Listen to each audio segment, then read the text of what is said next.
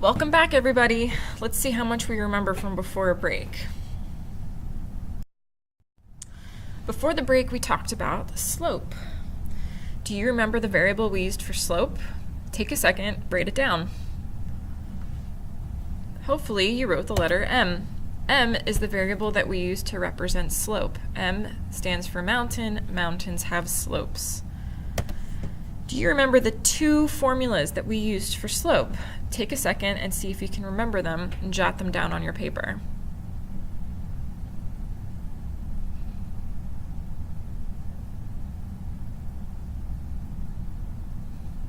Hopefully you should have rise over run and y2 minus y1 over x2 minus x1. Please stop the video here and try the next 4 problems using the information that we just reviewed. When you are done, play the video again and you will see the answers. So the first one, we need to find 2 points. I used this one and this one. It doesn't matter which 2 as long as they are on the line. Then I created a triangle to connect them, and then I started counting. I went down 2 and over -3. The rise was -2, the run is -3, so my slope is positive 2 over 3. For the second one, I chose 0, 0 as one point, and 1, -4 as the other point. I made a triangle to connect them. This time I went down 4 and I ran positive 1. My rise was -4, my run was 1, and my final answer for slope is -4. For this one, I used the formula y2 minus y1 over x2 minus x1. I got 1 over 5. For the next problem, I used the same formula, y2 minus y1, x2 minus x1. I got 2 over 0, which when I simplify it, gave me an error in my calculator. When the calculator says error, that means that the slope must be undefined. Before the break, we talked about slope-intercept form. Do you remember the variable we used for the y-intercept? Take a second and jot it down on your paper. Hopefully you wrote down the letter B. B represents the y-intercept. Do you remember the formula for slope-intercept form? Take a second and write that down on your paper.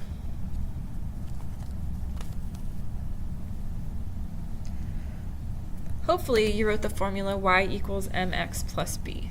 The slope is next to x, and the constant is the y-intercept. Pause the video here and try the next 4 problems. When you are done, please start playing it again.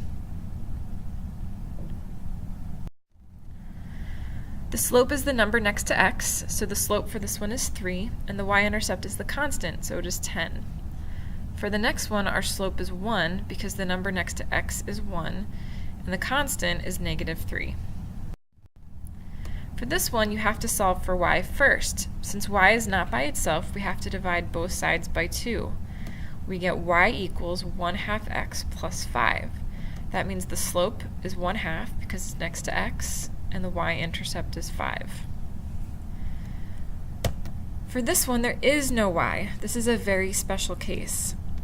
When there is no y, that means that the slope is undefined, and it actually doesn't have a y-intercept, it has an x-intercept at -4. Before the break, we talked about graphing linear equations. Do you remember what kind of shape a linear equation makes? It makes a line. The key word in linear is line.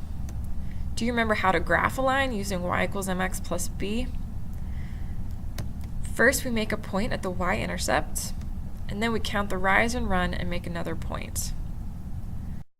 Pause the video and try the next 2 problems. When you are done, start playing again.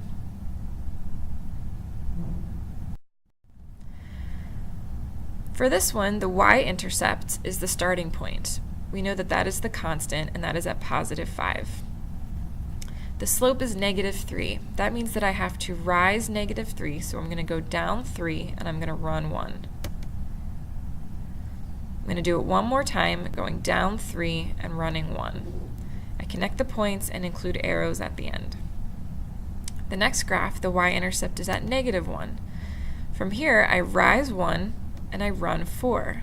Or I could go down 1 and -4. I connect the points and make sure to include arrows.